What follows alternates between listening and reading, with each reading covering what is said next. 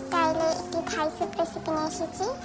প্রথমে আমি এখানে চিকেন, সসেস, আদা স্লাইস করা, কাঁচামরিচ কুচি, ডিমের কুসুমের অংশ, মাশরুম, চিকেন স্টক, থাই স্যুপের একটি packet, soya sauce, tomato sauce, testing salt, cornflour, গোলমরিচের গুঁড়ো, স্বাদ মতো লবণ, একটু লেবুর রস দিয়ে ভালো করে মিশিয়ে নিচ্ছি।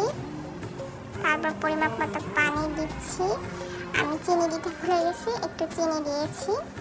তারপরে এরকম থিকনেস চলে আসলে আমাদের মজাদার থাই স্যুপ তৈরি হয়ে যাবে। 2-3টা বলক উঠলে আপনারা নামিয়ে নেবেন। তো বন্ধুগণ, আমাদের থাই স্যুপটা তৈরি হয়ে গেছে।